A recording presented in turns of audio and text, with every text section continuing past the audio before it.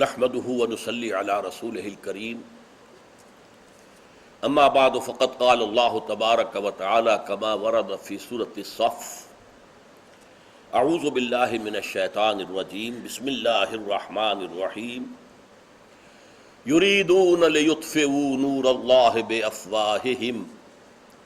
والله متم نوره ولو كره الكافرون وقال تبارک و تعالی کما ورد فی سورۃ التوبہ یریدون ان یطفئوا نور اللہ بافواہہم ویأبی اللہ الا ان یتم نورہ ولو کرہ الکافرون صدق اللہ العظیم رب اشرح لی صدری ویسر لی امری واحلل عقدۃ من لسانی یفقہوا قولی اللہم ربنا الہمنا رشدنا واعذنا من شرور انفسنا اللهم ارنا الحق حقا وارزقنا اتباعه وارنا الباطل باطلا وارزقنا اجتنابه آمین یا رب العالمین۔ سورہ صف کی آیت نمبر 8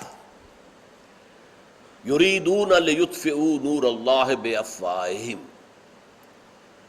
یہ چاہتے ہیں، کون چاہتے ہیں؟ جن کا ذکر چلا آ رہا ہے پچھلی 2 آیتوں سے، بنی اسرائیل،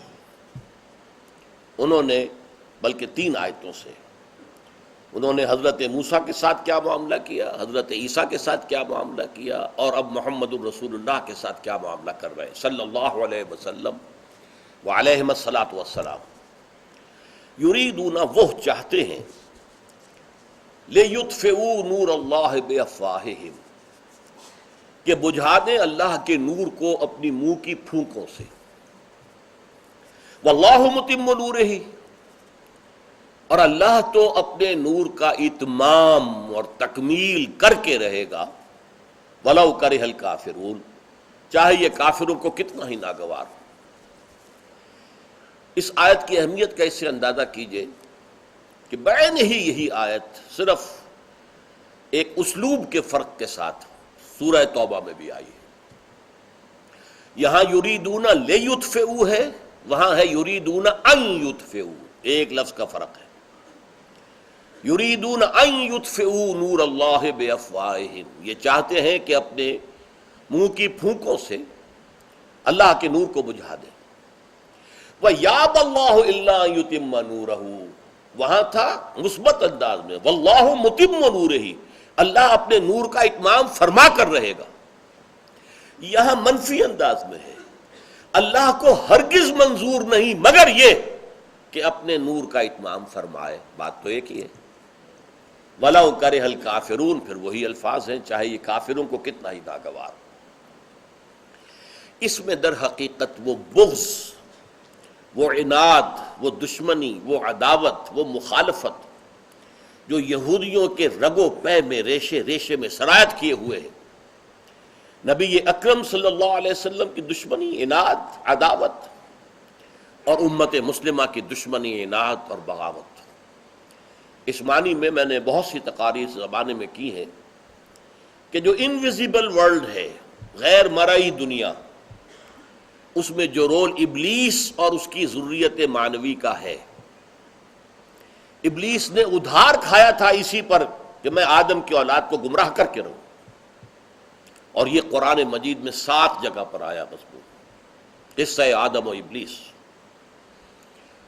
اسی طریقے سے یہود، وہاں بھی وجہ کیا تھی؟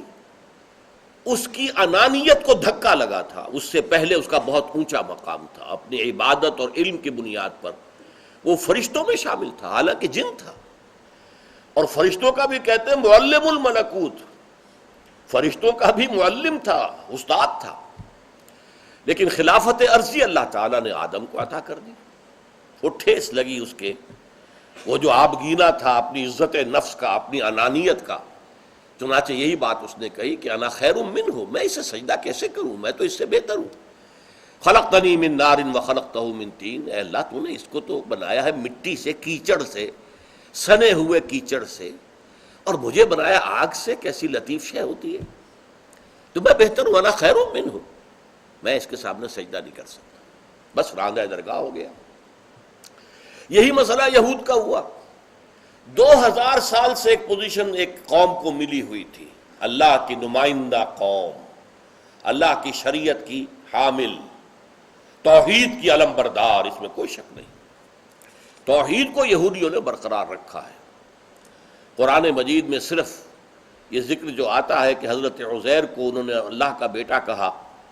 یہ کچھ ایک زمانے میں کچھ غلو کی بنیاد پر بعض لوگوں نے کہا، لیکن یہ کہ یہ ان کے مسلمہ عقائد میں مستقل طور پر بات شامل نہیں ہوئی، جیسے کہ عیسائیوں میں شامل ہوئی ہے کہ حضرت عیسیٰ کو انہوں نے خدا کا بیٹا قرار دیا، وہ معاملہ نہیں۔ توحید کو انہوں نے برقرار رکھا، تو یہ مقام ان کا جو رہا، اور پھر نبوت ان کے پاس رہی۔ 1400 برس تک تو نبوت کا تار ٹوٹا ہی نہیں، 2 سے شروع ہوا، موسیٰ و ہارون علیہم السلام، 2 پر ختم ہوا، یحییٰ و عیسیٰ علیہم السلام۔ ان دونوں کے درمیان جیسے عورتیں رسی باندھ کر کپڑے جو ہیں لٹکایا کرتی ہیں، تو یوں سمجھیے 2 ادھر 2 ادھر، اور درمیان میں جو ہے یہ رسی ٹوٹی ہی نہیں، ہر وقت ایک نبی موجود۔ بخاری کی روایت میں حضور کے الفاظ ہے، کلما ہلک نبی خلفہ نبی، جیسے ہی کسی نبی کا انتقال ہوتا تھا دوسرا نبی اس کی جگہ لے لیتا تھا۔ اتنی بڑی قوم، لیکن اللہ کی مشیت، اللہ کا فیصلہ، اللہ نے اپنی آخری رسالت، آخری نبوت، رسالت کاملہ، نبوت تامہ، ختم المرسلینی، یہ اس کا تاج جو ہے وہ رکھ دیا محمد الرسول اللہ صلی اللہ علیہ وسلم کے سر مبارک پر، جو کہ یہودی نہیں تھے، اسرائیلی نہیں تھے، اسماعیلی تھے، حضرت اسماعیل کی اولاد سے تھے، امیین میں سے تھے، جن کو یہ حقارت کے ساتھ کہتے تھے امیین، ان میں۔ لہذا وہی ان کی انانیت جو ہے، اس نے بغاوت کی، حسد اور انانیت کی وجہ سے بدترین دشمن۔ اور چنانچہ یہ یریدون لیطفئوا نور اللہ بافواہہم، اس آیت کو ذرا اچھی طرح سمجھیے، اس کے 2 دور ہیں نمایاں۔ ویسے تو پوری 1400 سال کی تاریخ امت مسلمہ کی جو ہے وہ یہودیوں کی دشمنی کے سازشوں سے بھری ہوئی۔ پہلا دور جو تھا وہ حضور صلی اللہ علیہ وسلم، لیکن اس دور کی مخالفت جو ہے اس کے لیے قرآن مجید لفظ استعمال کر رہا ہے، اپنی منہ کی پھونکوں سے بجھانا چاہتے ہیں۔ اس کے معنی کیا ہے؟ یہ طنز ہے اصل میں، ان میں اتنی جواں مردی نہیں ہے، اتنا حوصلہ نہیں ہے، اتنی شجاعت نہیں ہے کہ میدان میں آ کے مقابلہ کریں۔ یہ تو اصل میں من ورائے جدر جو فرمایا گیا، فصیلوں کے پیچھے سے، جیسے کہ دیہات میں لڑائیاں ہوتی ہیں تو نوجوان جو ہیں وہ گلیوں کے اندر لڑ رہے ہوتے ہیں لاٹھیاں لے کر،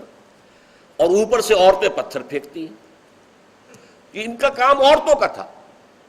اوپر سے پتھر پھینک دینا۔ حضور کو قتل کرنے کے لیے چکی کا پاٹ اوپر سے گرا دیا جہاں کہ حضور کو بیٹھنا تھا، وہ تو وقت پر حضرت جبرائیل نے اطلاع دے دی، حضور وہاں سے چلے گئے، ورنہ آپ چکی کے پاٹ تلے جو ہے آ کر اور ہلاک ہو جاتے ہیں، معاذ اللہ ثم معاذ اللہ۔ زہر دے دیا، یہ ساری کارستانیاں، اور یہی در حقیقت تھے کہ جو قریش کو بھڑکا بھڑکا کر آمادہ کرتے تھے حملہ کرنے کے لیے۔ قرآن مجید میں فرمایا گیا کلما اوقدوا نارا للحرب اطفاہ اللہ، جب بھی یہ کوئی سازش کرتے ہیں اور آگ بھڑکاتے ہیں جنگ کے لیے پھونکے مار مار کے، تو اکثر و بیشتر تو اللہ اس آگ کو بجھا دیتا ہے، اس کو آگ کو بڑھنے نہیں دیتا، لیکن پھر بھی اس کے باوجود آگ بڑھتی ہے، اور کسی وقت جو ہے وہ جنگیں ہوئی ہیں۔ انہی میں سے وہ ابو عامر راہب تھا جو بدترین دشمن حضور کا بنا۔ دیکھیے عجیب شخصیتیں ہیں یہ 2 بالمقابل۔ قریش میں سے ورقہ ابن نوفل تھے، مکے کے آدمی، حضرت خدیجہ کے غالباً چچا زاد بھائی۔ ان کے اندر بھی دین حق کی طلب پیدا ہوئی دل میں، اور وہ گئے شام، عیسائیت کا مذہب اختیار کیا، تورات پڑھی، اور اتنی مہارت حاصل کی، کانا یکتب التورات فی العبرانیہ، وہ تورات لکھا کرتے تھے عبرانی زبان میں، جبکہ مکے میں عربی لکھنے والے چند تھے، وہ عبرانی کے عالم تھے اور عبرانی میں لکھتے تھے۔ لیکن ان کا طرز عمل کیا تھا؟ جب حضور پر وحی آئی ہے تو فوراً تصدیق کی۔ جب حضرت خدیجہ لے کر گئی ہیں کہ ابن عم ذرا ان کے بارے میں سنیے یہ کیا تجربہ انہیں ہوا ہے، یہ کہتے ہیں کہ فرشتہ آیا ہے، غار میں تھے، ساری داستان سن کے کہا یہ وہی ناموس ہے، وہی فرشتہ ہے، جو اس سے پہلے موسیٰ اور عیسیٰ پر آ چکا ہے، اور کاش کہ میں اس وقت تک زندہ رہوں جب تمہیں یہ قوم یہاں سے نکال باہر کرے گی۔ اور حضور بڑے حیران ہوئے، اوا مخرجیہم، کیا یہ مجھے یہاں سے نکال دیں گے؟ کہا انہوں نے ہاں، جو کوئی بھی یہ پیغام لے کر آیا ہے اس کی قوم اس کی دشمن ہوئی ہے، کاش کہ میں زندہ رہوں۔ وہ زندہ نہیں رہے، کچھ دنوں کے بعد انتقال ہو گیا، اسی لیے انہیں صحابہ میں شمار نہیں کرتے، نوٹ کر لیجئے، حالانکہ تصدیق انہوں نے کر دی حضور کی نبوت کی۔ صحابہ میں کیوں نہیں شمار کرتے؟ کہ ابھی حضور کی رسالت کا دور شروع نہیں ہوا تھا، آپ کو تبلیغ کا حکم نہیں ہوا تھا، تبلیغ کے حکم کے بعد تصدیق جس نے کی ہے وہ صحابی کہلاتا ہے۔ وہ تو آیت جب نازل ہوئی سورہ مدثر کی، یا ایھا المدثر قم فانذر وربک فکبر، یہاں سے اصل میں شروع ہوئی ہے حضور کی رسالت۔ اس کے برعکس کردار تھا ابو عامر خزرجی تھا، یہ اس کے اندر بھی جذبہ پیدا ہوا نیکی کا، یہ بھی گیا شام گیا، عیسائی ہوا، راہب بن گیا، بہت تعلیم حاصل کی، لیکن یہ بدترین دشمن بن گیا محمد الرسول اللہ صلی اللہ علیہ وسلم۔ اور یہ غزوہ احد کے اندر آپ نے پڑھا ہوگا کہ جب فوجیں آمنے سامنے تھیں، ادھر 700 رہ گئے تھے، ادھر جو ہے 3000 تھے، تو یہ باہر نکلا تھا، اے یثرب والو مجھے پہچانتے ہو، میں ابو عامر ہوں، اور دیکھو میں گواہی دے رہا ہوں محمد جھوٹے ہیں، معاذ اللہ ثم معاذ اللہ، ان کا ساتھ چھوڑ دو۔ صحابہ نے کہا لعنت ہو تجھ پر، دفع ہو یہاں سے۔ اس کے بعد بھی مسجد زرار بنائی گئی تھی منافقین کی جانب سے اسی کو پناہ فراہم کرنے کے لیے کہ گاہ بگاہ یہ آئے، وزٹ کرے یہاں نفاق کے فتنے کو ہوا دینے کے لیے، تو اس کے لیے کوئی جگہ تو ہونا جہاں یہ لوگوں سے مل سکے۔ یہ اصل میں سازش کا اڈا مسجد زرار مسجد کے نام سے بنایا جا رہا ہے، جس کو کہ حضور نے غزوہ تبوک سے واپسی پر جلا دیا۔ یہ دور جو تھا یہودیوں کی طرف سے جو حضور کی مخالفت ہوئی، اس کے لیے الفاظ بڑے پیارے ہیں، بے افواہہم، اپنی منہ کی پھونکوں سے، میدان میں آنے والے نہیں ہیں، یہ مقابلہ کرنے والے نہیں ہیں، یہ ان کے اندر شجاعت نہیں ہے، ان میں مردمی نہیں ہے، مردانگی نہیں ہے۔ اسی کو مولانا ظفر علی خان نے کہا ہے نا کہ نور خدا ہے کفر کی حرکت پہ خندہ زن، پھونکوں سے یہ چراغ بجھایا نہ جائے گا۔ لیکن اس کنٹراسٹ کے ساتھ آج میں آپ سے ایک بات کہہ رہا ہوں، نہیں یہ بھی میں نے پہلے کبھی نہیں کہی ہے۔ اب جو یہ دوسرا دور شروع ہوا ہے، اسلام کی نشأت ثانیہ، غلبہ اسلام کا دور ثانی اب ہونا ہے۔ قیامت سے پہلے پہلے جیسے جزیرہ نمائے عرب میں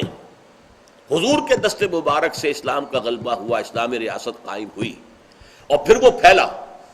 خلافت راشدہ، 3 خلفاء جو ہیں ابو بکر، عمر، عثمان رضی اللہ تعالی عنہم اجمعین،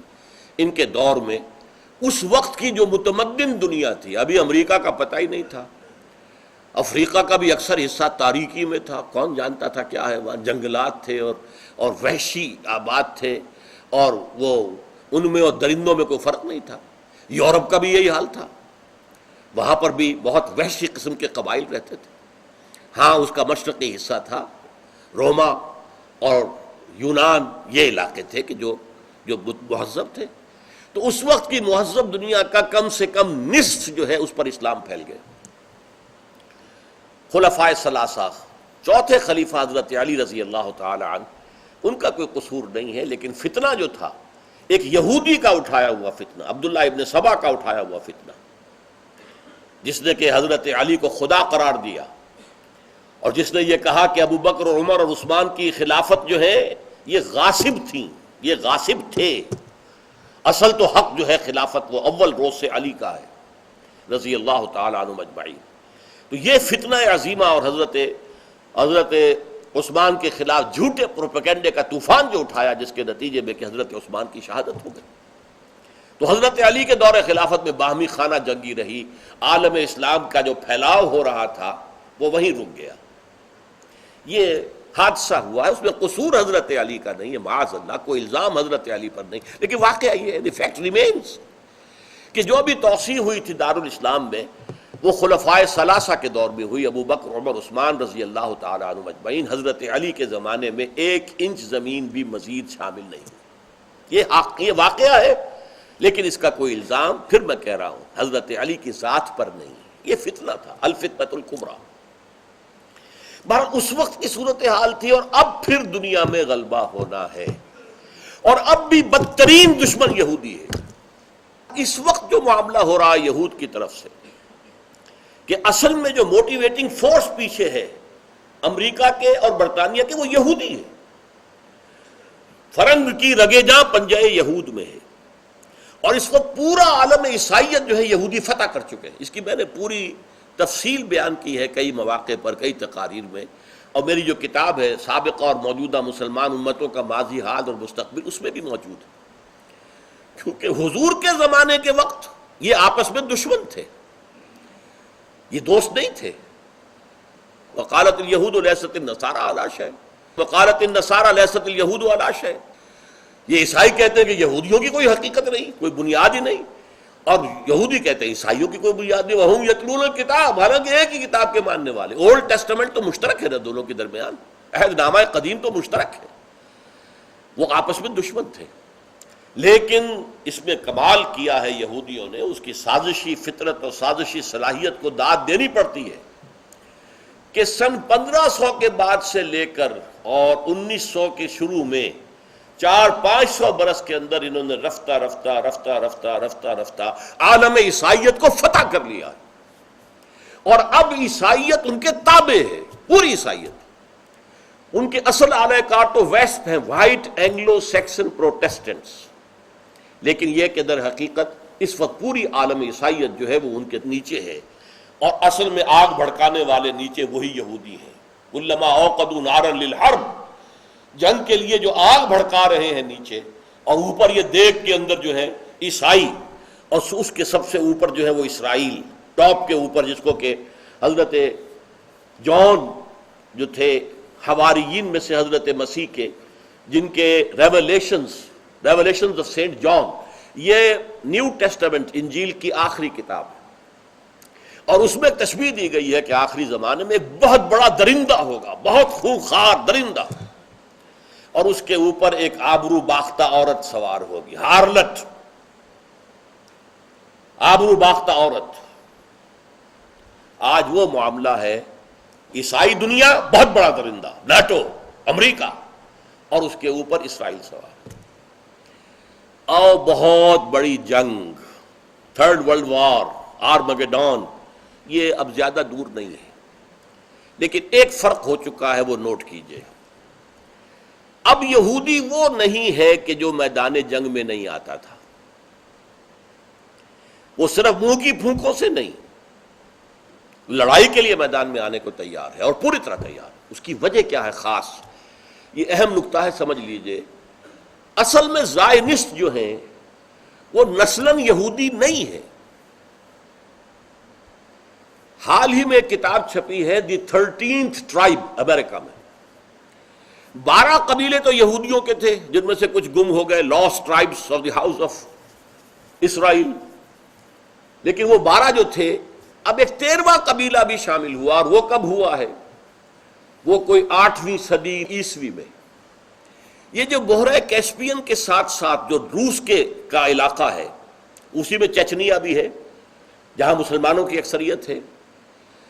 اس زمانے میں یہاں پر ایک بہت بڑی سلطنت تھی، خازر سلطنت، خزاریہ۔ یہ لوگ یاجوج ماجوج کی قوم میں سے تھے، اس لیے کہ یہیں سے وہ یاجوج ماجوج آتے تھے حضرت ذوالقرنین کے زمانے میں، اور وہیں پر بند بنایا گیا تھا، دربند نام سے ابھی تک وہاں ایک شہر موجود ہے کیسپیئن کے مغربی ساحل پر، وہیں پر وہ بند بنایا گیا تھا، حضرت ذوالقرنین نے جو بنایا تھا، سد ذوالقرنین، جسے لوگ غلطی سے کہتے رہے سد سکندری، ذوالقرنین نے بنایا تھا۔ اور آپ کو معلوم ہے کہ یہ قوم اتنی خونخوار اور زبردست تھی کہ اسلام کا ادھر جو ہے آگے ایڈوانس نہیں ہو سکا۔ اسلام کا ایڈوانس ہوا ہے ایسٹ ورلڈ، ویسٹ ورلڈ، عرب سے نکل کر عراق، عراق سے ایران، ایران سے ماوراء النہر، افغانستان، ادھر گیا، مشرق کی طرف جا رہا ہے، اور عرب سے نکل کر شام، فلسطین اور مصر اور لیبیا، موراکو ہوتے ہوئے اور اٹلانٹک تک۔ شمال میں صرف یہ کوکیشین ماؤنٹینز جو ہیں، ایک تو وہ رکاوٹ بنے، اور نمبر 2 وہاں جو قومیں آباد تھیں یاجوج و ماجوج، وہ بہت وحشی اور بہت ہی یوں سمجھیے کہ خونخوار قسم کے لوگ تھے، لہذا اسلام کی ایڈوانس نارتھ میں نہیں ہو پائی۔ یہ جو خاضر قوم تھی اس نے یہودیت اختیار کر لی ایک موقع پر آ کر۔ ان کا ایک بڑا بادشاہ تھا، اس پر دباؤ پڑ رہا تھا مسلمانوں کی طرف سے کہ اسلام لے آؤ، سلطنت عباسیہ کی کا دباؤ، ادھر سے رومن امپائر ان کے اوپر دباؤ ڈال رہی تھی کہ عیسائی ہو جاؤ، اور وہ نہیں چاہتا تھا مسلمان ہو جاتا تو گویا کہ خلافت عباسیہ کے تابع ہو جاتا، عیسائی ہوتا تو رومن امپرر کے تابع ہو جاتا، وہ تابع نہیں ہونا چاہتا تھا۔ اس نے بہانہ نکالا، اپنے ہاں عیسائیوں کو بھی بلا لیا، یہودیوں کو بھی، علماء کو بلا لیا، مسلمانوں کو بھی بلا لیا، مناظرے کرائے۔ ان مناظروں سے کوئی چیز ثابت نہیں ہوئی۔ پھر اس نے ایک ٹرک کیا، عیسائیوں کو بلایا علیحدہ، تمہارے خیال میں مسلمان اچھے ہیں یا یہودی؟ ان کا یہودی۔ مسلمانوں کو بلایا، تمہارے خیال میں عیسائی اچھے ہیں یا یہودی؟ ان کا یہودی۔ اس لیے کہ یہودیوں کے پاس تو شریعت ہے، یہودی سور نہیں کھاتے ہیں، یہودی توحید کے علمبردار ہیں، انہوں نے حضور ہی کا انکار کیا ہے نا، باقی تو چیزیں ان کے اندر اسلام کی ہے۔ عیسائیوں نے خدا کا بیٹا بنایا ہوا، بدترین شرک کیا ہوا، اور انہوں نے اس میں سے کامن فیکٹر نکال کے یہودیت اختیار کر لی۔ یہ یہودی بنے ہیں، یہ یہودی ہیں نہیں۔ اور یہی ہے کہ پورا یورپین جو ہے جیوری، جو یورپین جیوز ہیں وہ ان کی نسل ہے، یہ یاجوج ماجوج کا ایک حصہ ہے۔ اور یہ لوگ جو ہے، اب آج کل آپ نے اگر، ویسے تو عام طور پہ ہمارے یہاں معلومات بہت کم ہے، یہودیوں کی دو کلاسیفیکیشنز ہوتی ہیں، ایشکنزیم اور سیفرڈیم۔ سیفرڈین یہودی وہ ہوتا ہے جو گورا تو ہوتا ہے لیکن پیلاہٹ مائل ہوتا ہے، جیسے ہمارے گورے لوگ، ہمارے ہاں جو لوگ گورے ہوتے ہیں اچھی رنگت کے ہوتے ہیں، اور ایک ہے وہ سفیدی کے ساتھ سرخی، سرخ و سفید، جو یورپ کا جو رنگ ہے وہ سرخ و سفید ہے۔ یہ جو یہودی سرخ و سفید رنگت کے ہیں یہ در حقیقت اشکنزم کہلاتے ہیں، اور یہ ہے جو ساری تحریک چلی ہے یورپ میں یہودیت کی اور زائنزم کی، اور ساری بینکنگ جو ہوئی ہے وہ ان کے ذریعے سے ہوئی۔ اور آج بھی سیفرڈین جو ہیں، یا تو ایشیائی ممالک کے یہودی اور یا شمالی افریقہ کے یہودی، جو مائل میں پیلاہٹ رنگت کے لوگ ہیں، گورے ہیں لیکن مائل میں پیلاہٹ، وہ جو ہے وہ وہاں پر ابھی دبے ہوئے ہیں۔ ان میں زیادہ جو ہے وہ پکے یہودی ہیں، عملی یہودی ہیں، شریعت پر عمل کرنے والے ہیں، اور یہ وہ لوگ ہیں جو زائنزم کے خلاف تھے۔ اب بھی ان میں سے بعض لوگ زائنزم کے خلاف ہیں۔ یہودی ایک ربائی آ کر جو ہے وہ یروشلم کی فتح کا جب ایک جشن منایا جا رہا تھا باسٹن میں، تو اس نے آ کر یہ کہا ہے کہ اسرائیلی ریاست گناہ کی بنیاد پر قائم ہوئی ہے، اس لیے کہ یہ زائنزم کی ہے، یہ در حقیقت یہودیت کی نہیں ہے۔ یہ لوگ جو ہیں یہ جنگجو ہیں، یہ اس طرح کے یہودی نہیں ہیں جس طرح کے یہودی بنی اسرائیل ہوتے تھے، جن کے بارے میں فرمایا یریدون لیطفئوا نور اللہ بافواہہم، صرف سازشوں اور اپنے منہ کی پھونکوں سے بجھانے والے نہیں ہیں، بلکہ ان کے ساتھ مسلمانوں کا بہت زبردست ٹکراؤ ہونا ہے۔ انہی میں ایک اٹھے گا جو کہے گا میں مسیحا ہوں، مسایہ، جس کا وہ انتظار کر رہے ہیں، جن کی خوشخبریاں دی تھیں انبیاء بنی اسرائیل نے کہ ایک مسیح آئیں گے جو تمہارے نجات دہندہ ہوں گے۔ وہ مسیح آ گئے، انہوں نے مانا نہیں، انہیں تو کہا یہ تو جھوٹا ہے اور جادوگر ہے، مرتد ہے، کافر ہے، لہذا وہ سچویشن از ویکنٹ، جس کے وہ منتظر تھے وہ ابھی تک منتظر ہے۔ وہ آ بھی گیا اور آسمان پر اٹھا بھی لیا گیا علیہ الصلوۃ والسلام، لیکن وہ کہتے نہیں آیا، تو ابھی وہ منتظر ہیں، they are waiting for their Messiah. تو ایک وقت میں ایک یہودی کھڑا ہو جائے گا اور کہے گا کہ میں ہوں مسایہ، اور وہ ہوگا المسیح الدجال، جھوٹا مسیح، اور اس کو قتل کریں گے اصل مسیح عیسیٰ ابن مریم آ کر آسمان سے اللہ تعالیٰ انہیں نازل فرمائے گا، اور ظاہر بات ہے اس دجال کی قوت کو کوئی ختم نہیں کر سکے گا۔ حضرت عیسیٰ کے جن کا وجود ہی ایک معجزہ تھا، جن کی پوری زندگی معجزہ تھی، جن کو عظیم ترین معجزے دیے گئے تھے، انہی کے ہاتھوں وہ دجال جو ہے وہ ہلاک ہوگا، برباد ہوگا، اور یہودیوں کو جو آخری سزا ملنی ہے سزا استیصال، عذاب استیصال جو ملنی ہے وہ انہی کے ہاتھوں ملے گی، انہی کے رسول تھے۔ جیسے سب رسولوں کی نگاہوں کے سامنے ان کی کافر قومیں برباد ہوئی ہیں، حضرت موسیٰ کے سامنے آل فرعون غرق ہوئے ہیں، حضرت نوح کی نگاہوں کے سامنے پوری قوم بسمیت ان کے ایک بیٹے کے وہ غرق ہوئے ہیں کہ نہیں ہوئے، حضرت ہود کے سامنے جو ہے وہ قوم عاد تباہ ہوئی کہ نہیں ہوئی، حضرت صالح کے سامنے ان کی نگاہوں کے سامنے قوم سمود جو تھی وہ برباد ہوئی کہ نہیں، حضرت عیسیٰ کے دست مبارک سے یہ برباد ہوں گے، اور گریٹر اسرائیل جو ان کا بنے گا ایک دفعہ بن جائے گا، لیکن پھر وہ greater graveyard of the Jews ثابت ہوگا۔ دنیا کے تمام یہودی کونے کونے سے کھدیڑ کر لا کر یہاں پر جمع کیے جائیں گے، اور پھر یہاں پر ان کا آخری خاتمہ ہوگا۔ یریدون لیطفئوا نور اللہ بافواہہم واللہ متم نورہ، اللہ اپنے نور کا اتمام فرما کر رہے گا۔ نور خدا ہے، کفر کی حرکت پہ خندہ زن، پھونکوں سے یہ چراغ بجھایا نہ جائے گا۔ اور اقبال نے جو کہا، آسماں ہوگا سحر کے نور سے آئینہ پوش، اور ظلمت رات کی سیماب پا ہو جائے گی، پھر دلوں کو یاد آ جائے گا پیغام سجود، پھر جبیں خاک حرم سے آشنا ہو جائے گی۔ آنکھ جو کچھ دیکھتی ہے، دل کی آنکھ، یہ آنکھ نہیں، دل کی آنکھ جو کچھ دیکھتی ہے لب پہ آ سکتا نہیں، محو حیرت ہوں کہ دنیا کیا سے کیا ہو جائے گی، شب گریزاں ہوگی آخر جلوہ خورشید سے، یہ چمن معمور ہوگا